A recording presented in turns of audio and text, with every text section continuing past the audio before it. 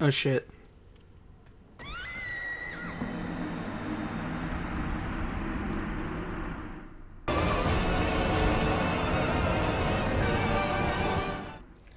Okay, welcome back to Dark Souls 3. As you saw in the intro, I died to Vordt a few times. You know, shit happens, I guess. So, this is probably my third or fourth reattempt at recording this.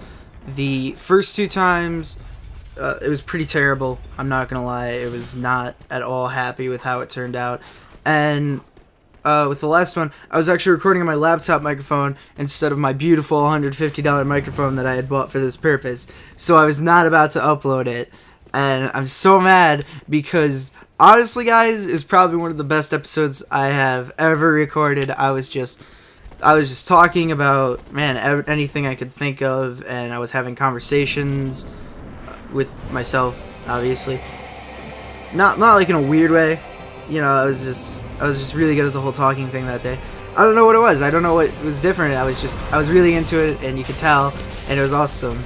Anyway, Vordt's a piece of shit and killed me like 3 times, and then I died to that one embarrassing fall. And wow, that was awesome. Elevator deaths. Gravity wins again. Gravity is probably the most dangerous enemy in this game, and any of the Souls games for that matter. Now it seems whenever I die in Dark Souls 1, it's either the gravity or I just can't see what the fuck's going on, because I love these games to death, but sometimes the cameras suck. So with the thing with Vordt that, you know, always got me was always his like stomping attack, and I was always like right under him when he did it, and it just does a shitload of damage. Probably because of the armor I'm wearing. I think if you start as a knight, you'll probably be fine with it. You probably have a better recovery. I'm not sure though, I guess is the thing. See, like, it got me there, and I was trying to roll away from it. The other important thing is don't get greedy in these fights. You never, even if the boss is that sliver of health, you always want to play it careful. You don't want to just go in and just start wailing your sword at it and hoping shit happens, because that's a dangerous game to play. That is something you don't want to do. Yeah, see, like that's fucked right there. That's what I'm talking about. So I got a few things happening to me right now. I got a few life things that's going on. Vordt's dead though, and we will talk about my life things. Don't worry, I'll get back to him. There's a cutscene that's coming up, and it's like right here, and I don't want to talk over cutscenes because I don't like it when Let's Players talk over cutscenes. I don't know, that's just me. It's cutscenes and dialogue that's voiced. Those are the two things I don't like Let's Players doing, especially in RPGs, because RPGs are mostly story things. We're actually going back to Firelink Shrine to talk to, I believe Grey Rat. Grey Rat's back there now. We got him in the last episode towards the end, and he's a petty thief, and he steals shit for you, so he's pretty cool. He's a cool guy. That fog gate up there, I don't know if you saw it, you caught a glimpse of it, is actually the world loading, so the game does let you play while it loads. It's really cool. Dark Souls always has cool loading shit going on. So this is Grey Rat. Oh, hello, you're back. And in one piece. Well, now it's time I do my part. Whatever trinket you need, speak up.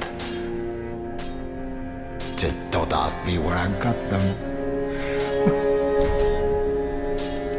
Do me a favor and don't forget our promise.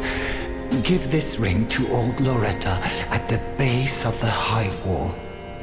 A nuisance, I know, but it will help me tie up some loose ends. Do me a favor and don't give a new... So give the ring to Loretta. It's the blue tier stone ring. That is your quest. And he sells standard equipment, which is like the starting armor from the first game. And I really like the standard helm. I don't know, I just like the look of it. It's much cooler than my hood, at least. So that's a bonus. Yeah, I'm all about fashion souls. I believe I do change out of the... Yeah, I changed out of the chain armor. I was tired of looking at it, going back to the original. But now I look pretty cool, so that's good. That's the goal of this game. It's not to win, it's just to look cool throughout the entire thing. Showing off the character. Yay. And, yeah, a bunch of stuff has been going on with me lately. I've been, getting a lot of work done at college. I'm switching my majors to communications so I can learn how to, you know, actually talk. And Norm the Giant with the profaned capital. Unkindled, are we? And fast on the trail of the Lords absconded? Then these red eyes are for you. Use them to pillage embers and briefly heighten your strength for your duty. What else are unkindled ashes good for?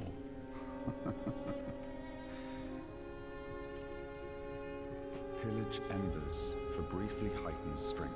What else are Yeah, as I was saying, I'm switching to communications mostly because, you know, as much as I love like doing these like little podcast-y type Let's Play videos, and as much as I have loved doing it for actually quite a while, I feel like I need to be more confident and, you know, have some more skill sets, and I need to somehow start to be able to deal with the little voice that's playing in the background of my ears, because I wouldn't mind hearing myself nearly as much as I do if it wasn't at like a second delay. Like, yeah, because when I'm talking, I'm really focused on my words and trying not to fuck it up. I mean, I know I do it, but I'm trying not to. And when I was using an external program, my bad, instead of the commentary function in Adobe Premiere here, it was more, I wouldn't say easier to, because it was definitely not easier in the post. It was just I didn't hear myself talk and I could see the wavelengths as it was going. So I don't know if I should revert back to that, especially when I record sessions for an hour or two. But we'll get back to that because right here is a pretty cool cutscene, I might add, and also a really cool vista.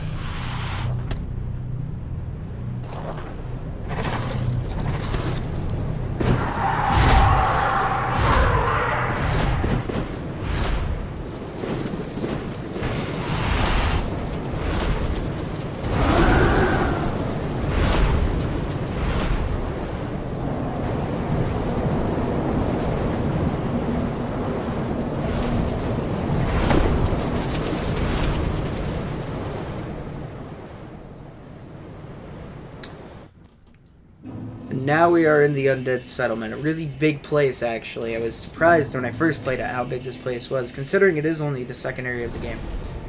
Now, technically speaking, there are no required bosses in this place. You could just run right through it and go right to the next area. However, there's some really cool stuff, and there is an optional boss, and I decided to take him on for, you know, the fun. And, supposedly he's really easy. We'll get to it, but I'm not too proud of how I handled the fight. And I actually won via glitch, so don't worry, you'll get to see that. And, oh boy. Excuse me.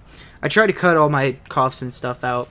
So, I mean, this kind of implicates everything, but every time I, like, stop talking and say, like, oh no, or whatever, I'm usually coughing or sneezing or doing something gross that I don't want people hearing. Good disclosing on that, right? This is a good idea.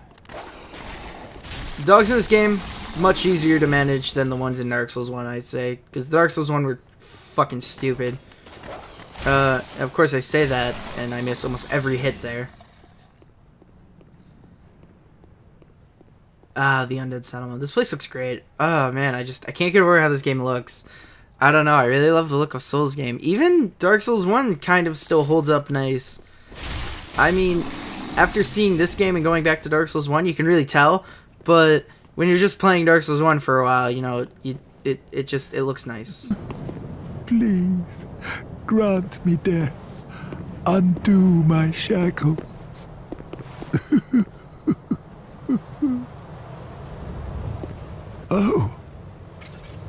Oh, then it's true. A champion of Ash as I live and breathe. To be in your presence is a great honor. I am Yol of Londor, a pilgrim, as you can see, only somehow I failed to die as was ordained. Well, perhaps my calling lies elsewhere. Say, champion of Ash, how does the idea of taking me into your service strike you? I was once a sorcerer. Surely I can be of use. Oh, I am honored, truly. I should be dead, yet you have granted me purpose anew.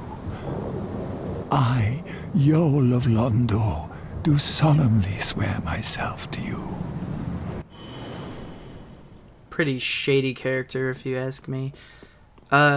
His whole jig is that he's a sorcerer salesman, so we'll sell you sorceries. And he also does this thing where he gives you a free level in exchange for a Dark Sigil. And the Dark Sigil is basically like a hollowing effect. You can get it reversed later on, so it's okay. Don't worry about it. You're not like completely... Your character doesn't look fucking ugly for the rest of the game. It just a little while. But the free levels are cool to have, but just note that if you were to level up and use a free level up first and then use your free level, because it still raises the souls required to get your next level. I don't know if that makes much sense. I hope it does, because that's how it works.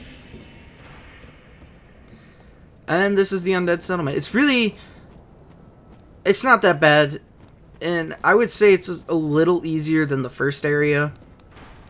Mostly because those freaking stupid Lothric Knights aren't there. But hey, what are you gonna do? Take out the Lothric Knights, that's what. I don't like them being there. You don't necessarily have to fight them, you can always just run past them like in any other Souls game. But what's the real fun in doing that? I mean, you don't have to deal with them. There's that. One thing I've noticed, though, I don't know if this is just like my settings, and maybe I should change it. Some of the areas get really dark. I figured that was kind of intentional from a design standpoint, though.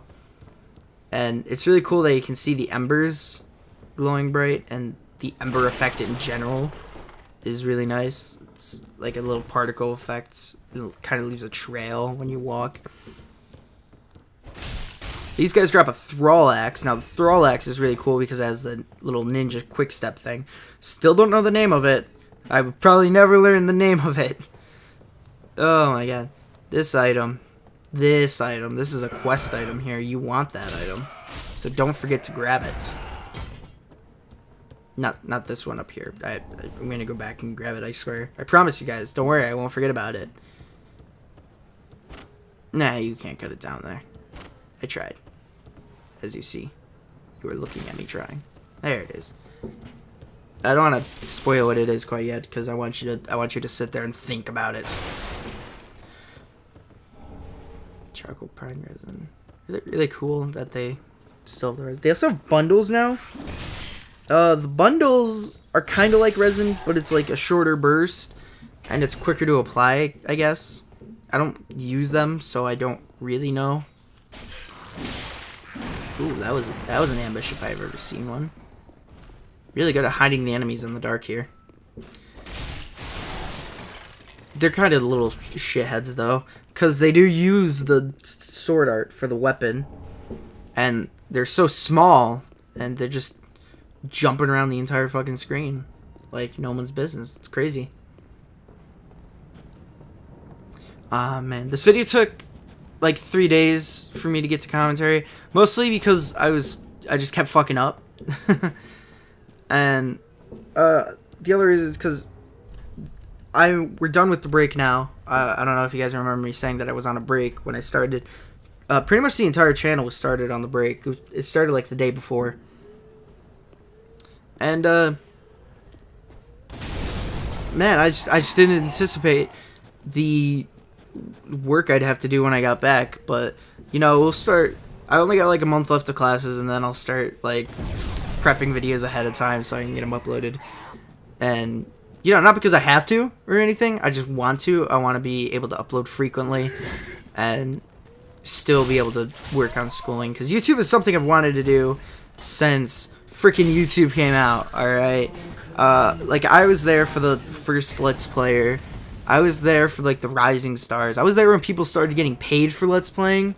I mean, like I wasn't a part of it, but I was an audience member, and because it was newsworthy when PewDiePie was getting paid for YouTube, and when it was his full-time job.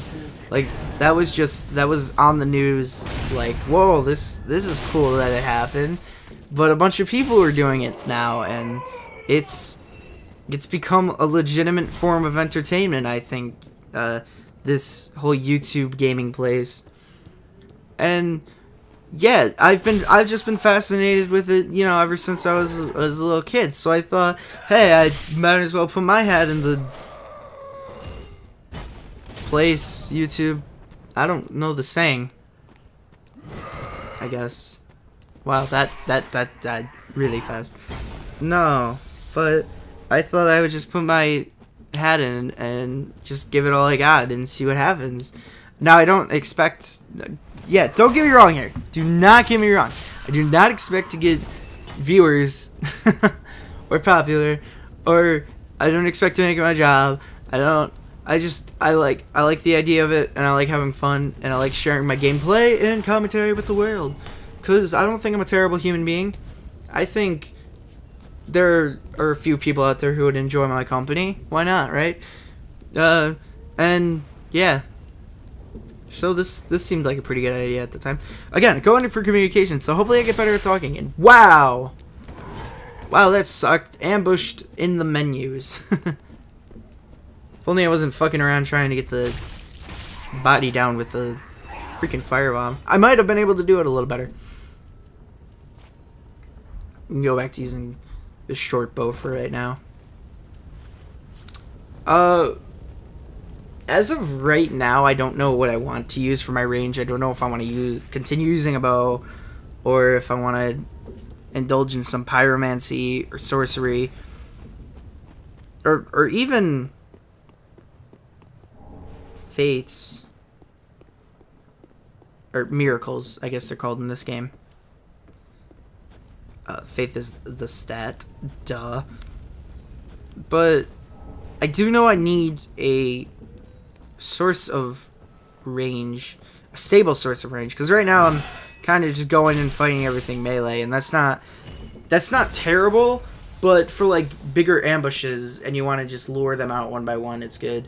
And when close range combat is a little more than you can handle, I guess, or when you just can't get close enough to them because they have a bullshit attack, like an enemy in here.